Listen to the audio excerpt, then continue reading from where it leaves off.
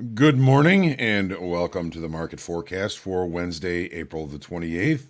As always, if you're in the markets, we're hoping things are going your way, but we're always hoping for accurate context for you, good risk management, and of course, every day we're looking for the help of patience. And I think today is going to be another one of those days where we're going to actually need to exercise patience as there is a lot of information due out. I want to apologize to everybody. Yesterday, I was supposed to do the market recap. As usual, I got attacked by technology, or perhaps it might just be that I'm technologically challenged. One of the two. I did actually present it. Nobody saw it, and nobody can see it. So I apologize for that. And also, Greg's question here. We did not have a coach's playbook yesterday. I was all prepared for it, but we opted to do some recording for some other important information that is due out. So my apologies all around. I had a little difficulty getting the stream set up for this morning as well. If you had a hard time getting in or got kicked out a couple of times, I do apologize. And we're all good now. I think we are all set. As always, looking at the economic numbers this morning, international trade balance minus $90.5 billion. We also had retail inventories and wholesale inventories. Nothing that impactful for us today. We also, of course, have today, nothing that impactful this morning. FOMC announcement today at 1 o'clock Central Time. Not expecting any changes to Fed policy. Then 1:30, the Fed chair presser begins, and we'll have to see what he has to say. That's right on top of group coaching, which is going to start it at 1:05 today, so we can all get a chance to see any reaction from the FOMC. And then, of course, the Fed chair will be speaking at 1:30. So there's the link to get into the group coaching. Looking forward to seeing all of you there that are going to or want to attend. We've got some good questions emailed in already, so looking forward to a really good session. It's one of my favorite times of the week is when I get the opportunity to spend with everybody. As far as other news is concerned, we can all see stock indices are mixed to lower after the biggies that were announced yesterday. All beat expectations, all beat earnings per share, revenue numbers yesterday. Markets are still awaiting a lot of information. The FOMC, we have Apple and Facebook earnings after the close today. We have the president speaking this evening. It seems to be a lot of hurry up and wait. That's why I've got patience. FOMC and earnings and speeches, oh my, there's a lot to come out. As far as other stocks announcing earnings today, we have Shopify, ADP, and the CME Group this morning, just to name a couple of them. And after the close, we, again, along with Apple and Facebook, we have Qualcomm, Ford, and eBay, just to name a few. Crude prices have pushed higher after OPEC Plus decided to stand pat on current production increases. Goldman Sachs announced that they're predicting an $80 crude price as demand starts to recover. The API announced a boost of 4.3 million barrels, so that's a little bit contrary to where price has driven overnight. And we're looking for the EIA again at 9:30 Central. They're looking for a 659,000 barrel boost, a little over a 500,000 barrel boost in crude stocks. As always, make sure you like, share, comment, question, and feedback. If you are watching our YouTube channel, we just dropped an interview that I did a couple of, I think last week, with a participant here at Top Step who's been around for a while. I met her at first in 2017, and we worked together quite a lot, and she's really accomplished quite a bit. I really enjoyed the interview. It's on our YouTube channel right now, and I will look forward to to seeing how you like it. She's a rock star. So I want to say good morning to everybody. Again, I apologize for my technical difficulties the last couple of days. Morel, first one in the room. You win the prize. Monkey Gains, Richie, Felix. Good to see you. Bill, Lamus, Brian, Greg, Tim, Ednelson, Theo.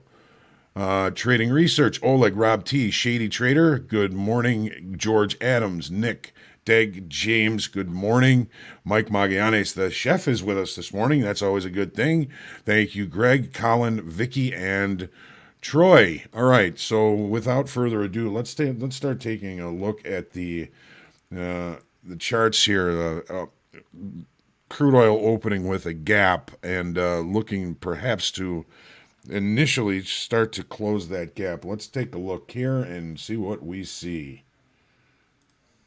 All right. So API, a little boost. EIA looking for a little draw, whatever it was. No, another boost. So just get to the daily here. Hang on a second. I got to grab the right mouse. Okay. So we've been kind of watching the fact that this market has been kind of coiling here. Higher lows, lower highs.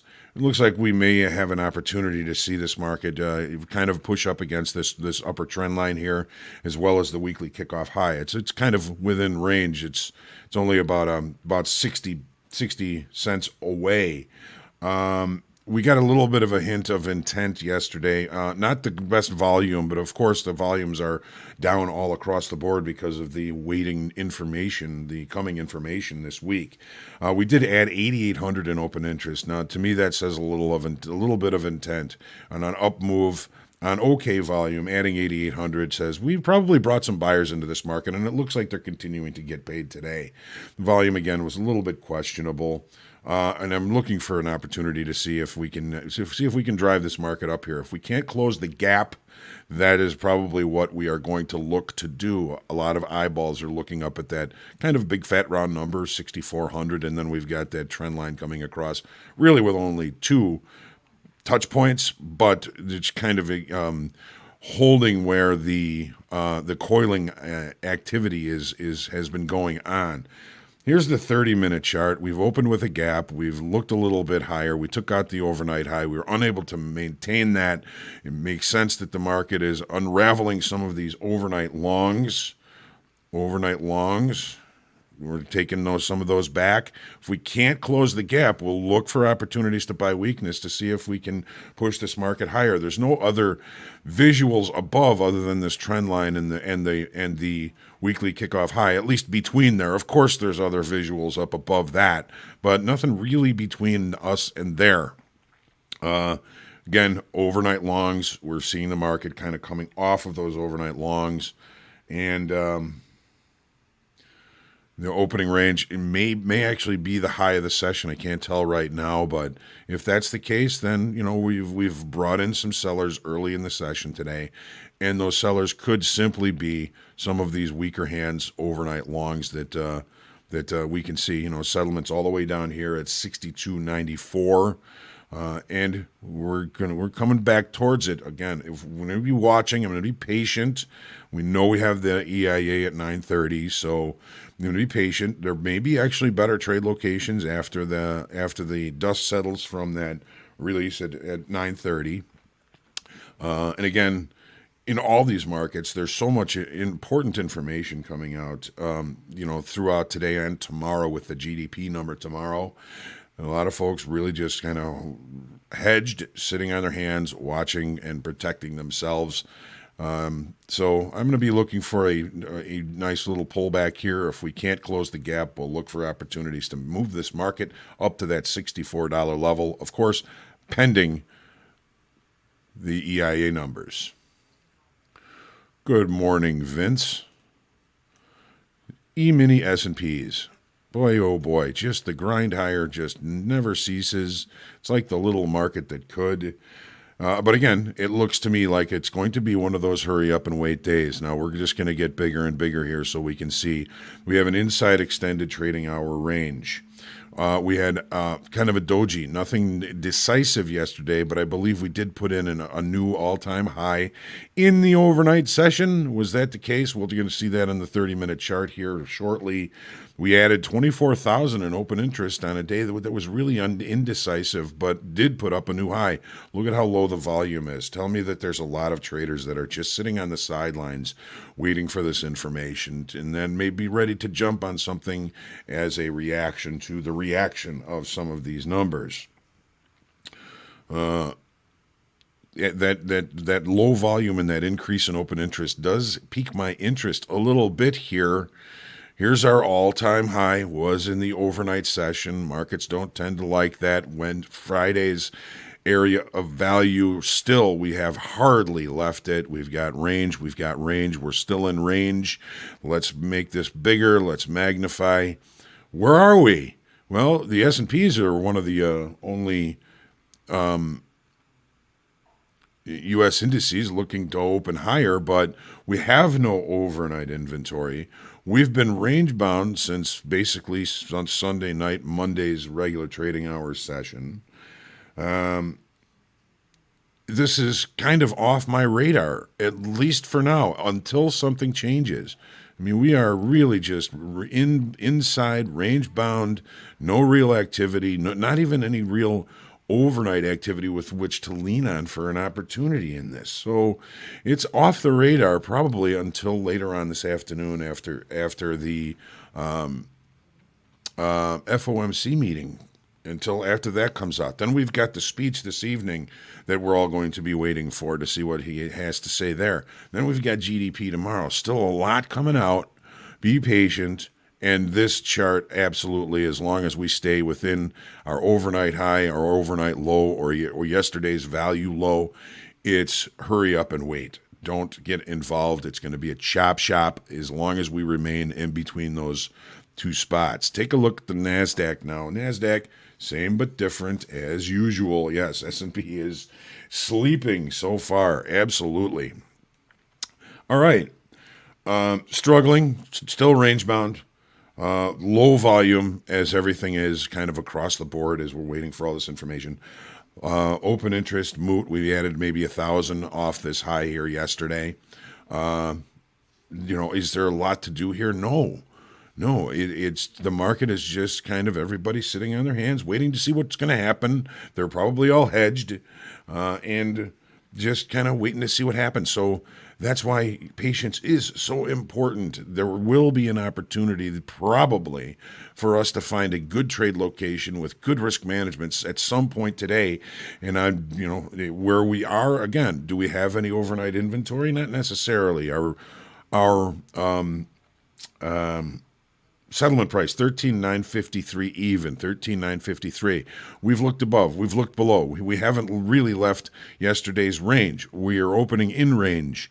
Are we going to reject value from yesterday and look lower? Are we going to accept value from yesterday, value low from yesterday, and look higher? It seems to be a coin flip, and I don't want to go with the coin flips. I'm going to be looking for decent opportunities, asymmetric opportunities that offer more reward than risk. That's the idea. So if we have very narrow ranges, we really just want to be patient and wait for the market to give us the opportunities to limit the risk even more. No overnight inventory in range below value. That's a little something, but we have to see how this thing plays out. Good morning, Michael H. Gold. It's a little disappointing here. So here's the daily. Adding 800 in open interest yesterday, no big deal. Volume just kind of maintaining. Most volumes are off so far this week because of everything coming out again. The volume and open interest, I'm calling it like kind of standoffish yesterday. There wasn't any real big opportunity. Volume was up a little bit. Open interest added just a little bit. It's kind of like, okay, we're just going to sit here right in the middle of weekly kickoff range, and we're just not going to do anything. Okay, now I'm kind of looking at the low from the overnight as kind of an important level because this kind of puts in the low of the range that we've been in, 1760.30. This would be the high of that, but this really kind of looked like an interesting area for me on the daily chart. Let's take a look at the 30 now. Settlement. 1778.80. All of our overnight inventory was to the short side. Didn't quite get to that 1760.30 level. Within 15 ticks of it. On the open, we're already unraveling some of our overnight inventory. Lots of shorter hands shorts in this market, not seeing right off the open that they're getting help from U.S. based traders. They're already reconciling some of those overnight shorts. We did open with a gap, so if we can't get the gap closed, what doesn't happen is sometimes as important as what does happen. So if we can't close the gap relatively early, subjective term, I know, that might give us an opportunity to see this market give us a better trade location for shorts. I'm going to be looking for structure. And again, I'm going to be very patient today. There's so much to wait for. Don't get chopped up and be out of the game by the time anything decent happens. Gap rules, overnight shorts already unraveling. The last note I have here that I wrote down at about 7 o'clock this morning was beware of inventory adjustment, and that is exactly what we've got going on here. Back to the euro. Okay, it almost looks like we're starting to set up a little bit of a bull flag, perhaps, maybe a little bit. We got structure to the upside. I've put this up here just to kind of give me a hint where perhaps we may see a little bit of a crumble in market state to the upside. We've got some distance before then. Volume, again, continuing low as all of them are. Open interest. We did add 4,100 yesterday off that low from that we had put in, and we resolved higher for the day. These trend lines might be representing a potential bull flag. If we can take out the high of this trend line, that would indicate a new leg to the upside. If we can't hold the bottom here as well as this trend line, that may break state, which might put us into a kind of a rotational state or a deeper pullback than that. Dollar was up just a little bit this morning, not really a factor in all of this. Take a look at the 30-minute.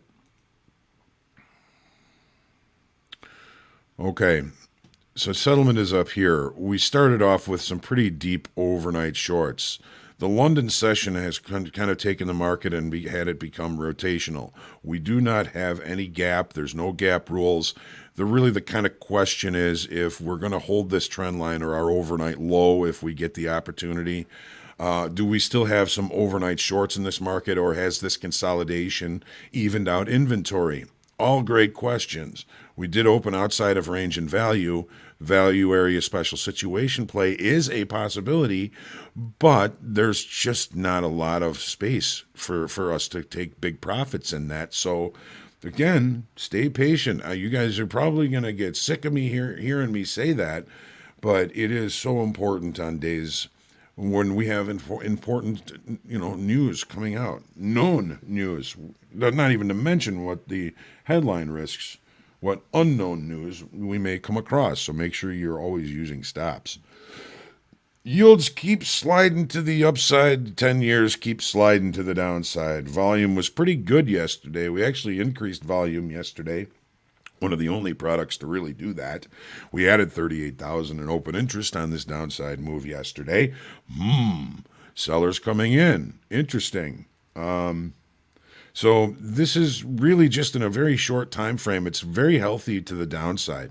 We're seeing volume increasing. We're seeing open interest additions. We're seeing one-time framing activity and the fact that each consecutive bar has a lower high and a lower low. Interesting. So the auction to the downside looks like it is healthy. Now we've got another factor here. If we can see here, this is yesterday's range. Late in the day, we'd put in a late spike. We've opened below the late spike or within the late spike, and that is indicative of acceptance of lower price. So we can really come all the way back up to value low from yesterday, this 132.04 and a half. And really still kind of hold downside structure because the late spike opening in it or below it means prices are being accepted at lower prices. And until we accept back inside value from yesterday, this up here looks like a pretty decent opportunity to look for a short. I can limit the risk if we get it inside of value from yesterday and find some acceptance. I can risk just a few ticks. And that's a good thing in these treasuries because they tend to be bigger ticks. So really just looking for acceptance below the range from yesterday. If that doesn't get accepted, I'm going to look for rejection of value low from yesterday as we continue to see yields slip to the upside. Any and all of this is hypothesis. Nobody knows for sure. We just have to take a look at what we see, trade what we see, and be ready to be creative. Being creative in trading is so important, if you ask me, because we have to be able to accept new information into the equation when we're thinking about taking a trade or in a trade. And it's difficult to understand the difference between what's an impulse and what's an intuition. Settlement line, PD Legend, he's got a question here. The settlement line is, in essence, in every product in futures, there's a settlement. The settlement is where the market is marked to manage margins. It's where basically the end of the day is, the end of the trading session. And it is kind of put up by the exchange as that's the close of that day. If you are interested, you can, if you're on TS Trader, let me see if I got it up here. I do not. You can get a quote board.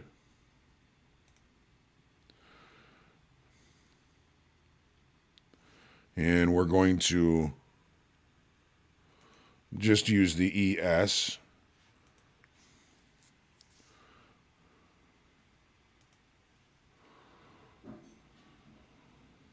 Okay, so we don't see it on here. We can then select columns, settlement, drag it over, save. Now we've got settlement, 41.79 even in the S&Ps. So that's a good way to look for settlement and put those on your charts. You're probably going to have to, depending on your platform, you're probably going to have to put those on your charts yourself. And I'd like to do that because it's a visual, it's a target. Sometimes it's even an opportunity for an execution or an entry. So I always put those on my charts. I suggest you do the same. My dad was a trader for 40 years, and he's the one that pointed out to me, if you look at the charts and if you notice how many days move open away from settlement, just count how many days how many days price comes back to settlement at least once in that session. It's really kind of an interesting thought. Settlement is where the price was agreed to close the previous day. It means something. Put it on your charts. Great question. Going to be looking forward to seeing everybody in the group coaching today. Got some good questions again. And Dan should be doing the market recap today, so he doesn't mess it up. And again, my apologies, everybody. I was looking forward to seeing everyone. There were some pretty cool things that we had to look at last night, but we'll let Dan handle it this afternoon. And I will look forward to seeing you in group coaching. I think that's about it. Take your deep breath. Humble, grateful, and creative, and patient today.